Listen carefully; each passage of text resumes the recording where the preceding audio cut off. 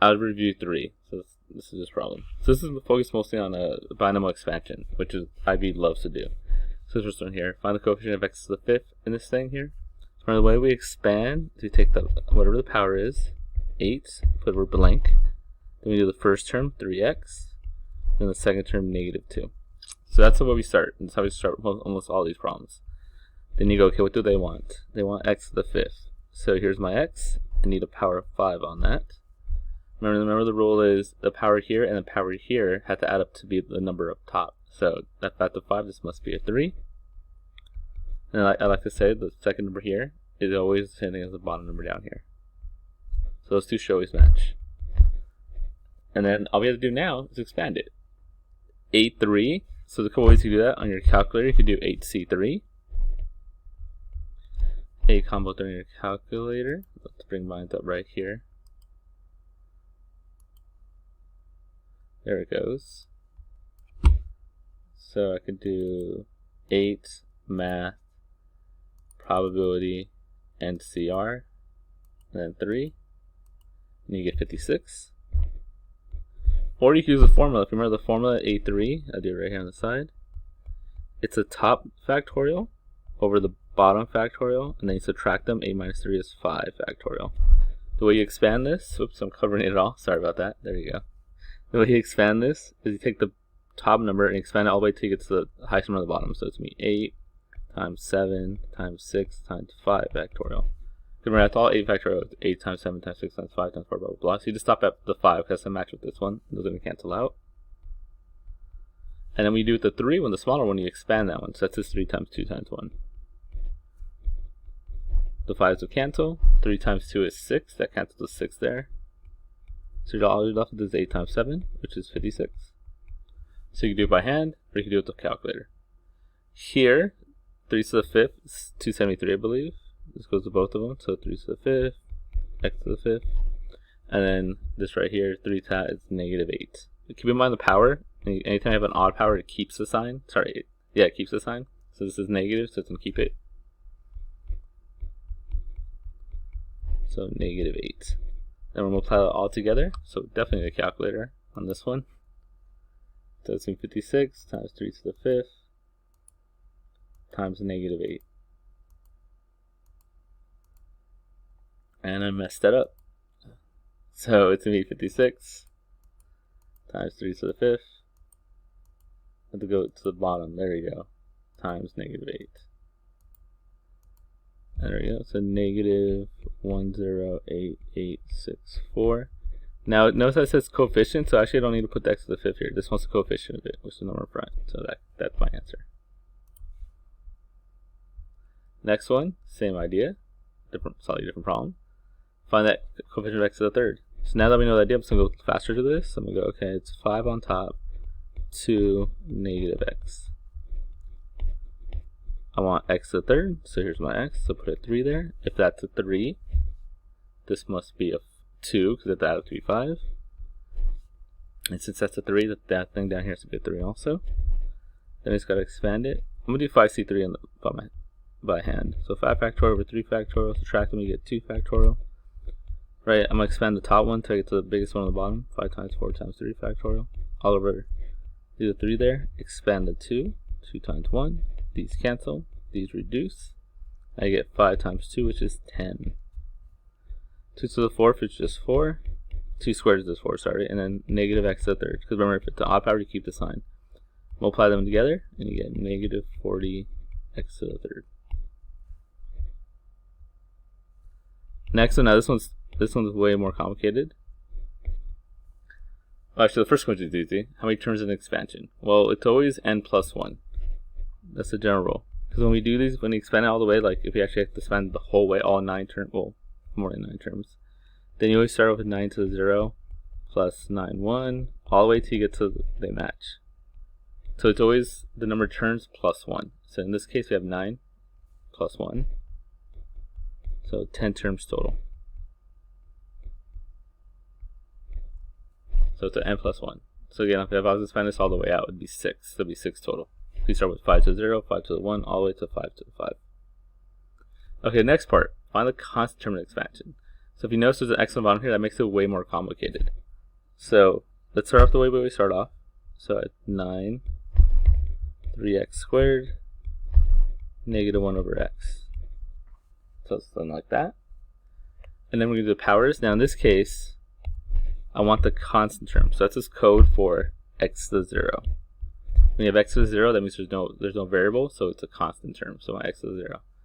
So here, there's a couple ways to do it. You could try to figure out what combination of numbers that add up to be 9, but when you put them here, multiply to be the proper 0. Or what we do is this.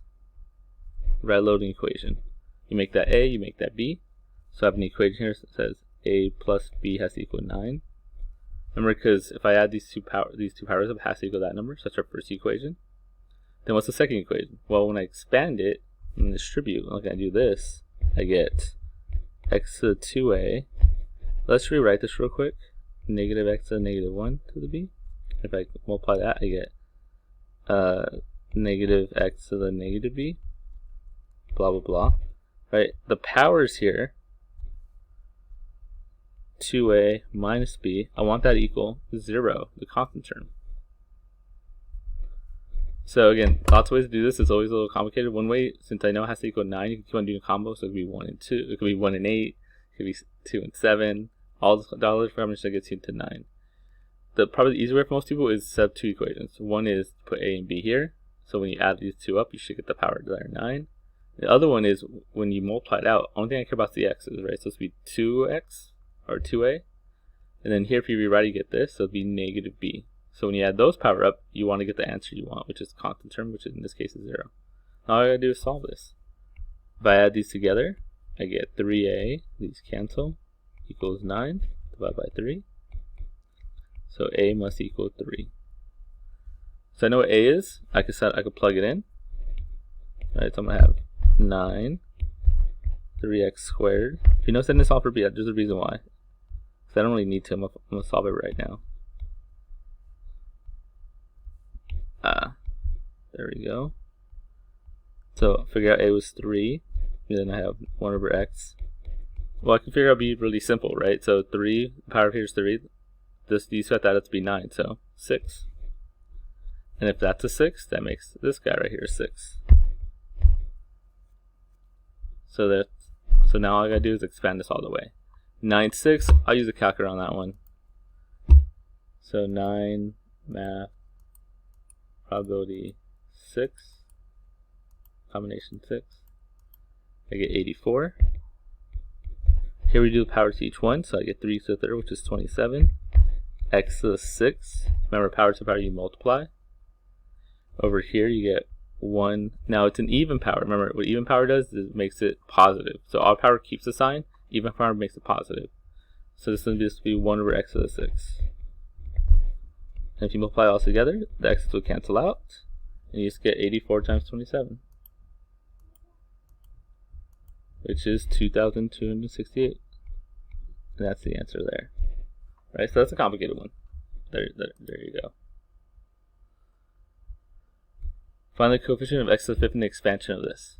So it's much like the other ones, classic one. So I go 6, I go x, I go negative 2y. Look at the powers, right? I want x to the 5th, so here's my x, I do it to the 5. This guy must be a 1, because these two have to add up to be 6. If that's a 1, this one must be a 1 also. Then we're just going to expand it. 6, 1, easy one. Anytime it's the 1 on the bottom, it's automatically top numbers. That's just 6. Then I got x to the 5th, and I got negative 2y, because that's the first power. So then you multiply, you get negative 12 x to the 5th y. Now again, all he wants is a coefficient, so really I just want this guy, negative 12. Find the constant term of expansion. So this is like the one we just did. So now that we know how to do it, I'm going to go a little faster. So I'm going to go, okay, always set up the exact same way. It has to be a 12 on top. It has to be x squared. It has to be negative 2 over x. Since I want the constant term, they're looking for x to the 0. Now they don't always ask for a constant term. They could easily ask what's x to the negative 3 or 2. They can put anything they want here. It just has to be coincidence that it's been a constant term both times for this complicated one. Next step, since I don't really know how to, since it's weird, it's more complicated with powers, I'm just going to put an a and a b. I know a plus b equals 12. And then, if I actually, let me rewrite this. I always like to rewrite this one, make it a little easier. Negative 2x to negative 1.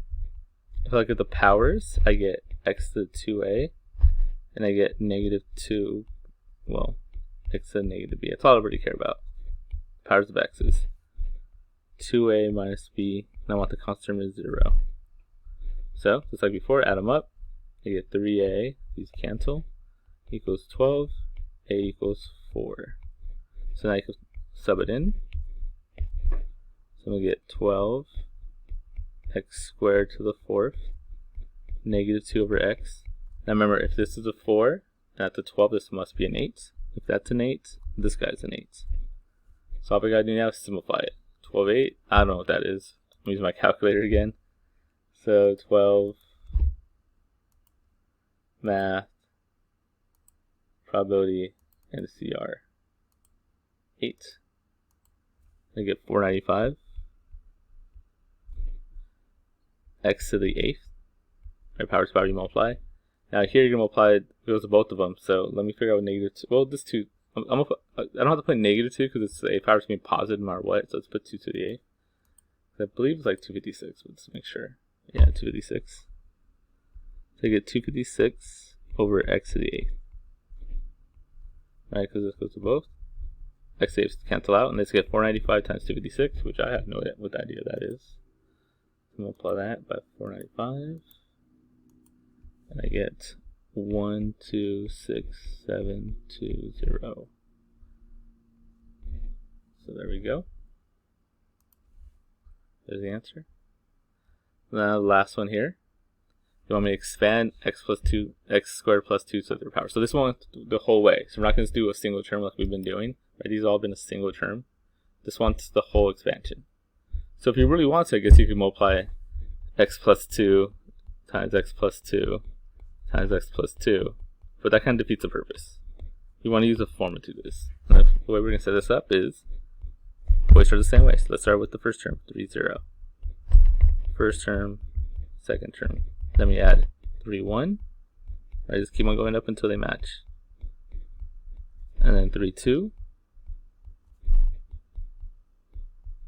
And then finally 3, 3. Like that. I can do the powers still. So remember the powers, the way they work is the bottom one matches the second one. So this has to be a 0. If that's a 0, then that's a 3. Remember they have to be 3, so this must be a 3.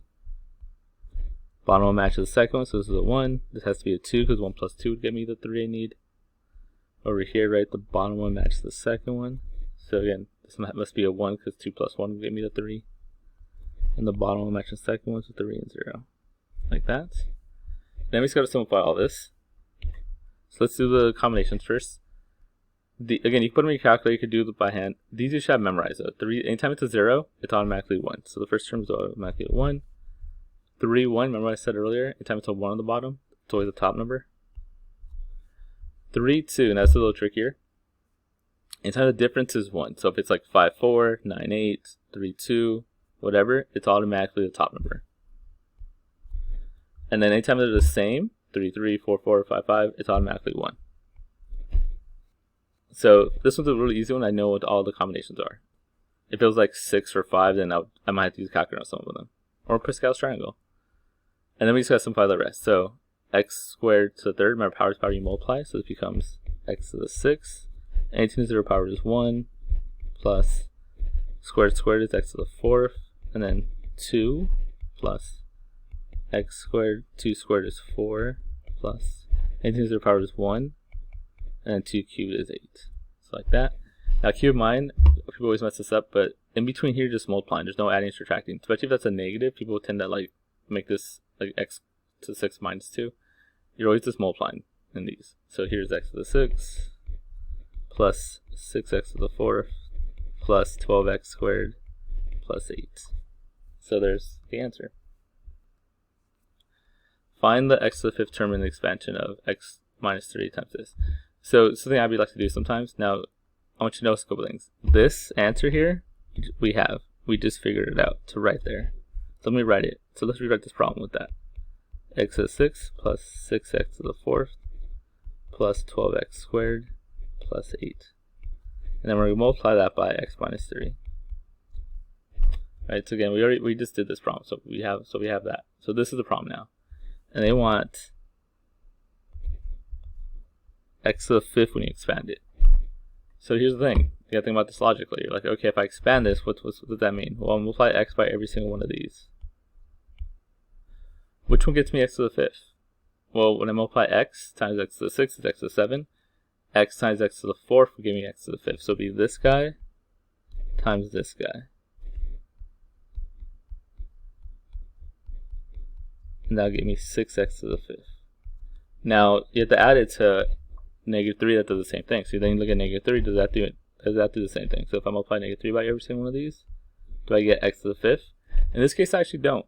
-3 times all these will just keep it the way it is, so there's no x to the 5th term here.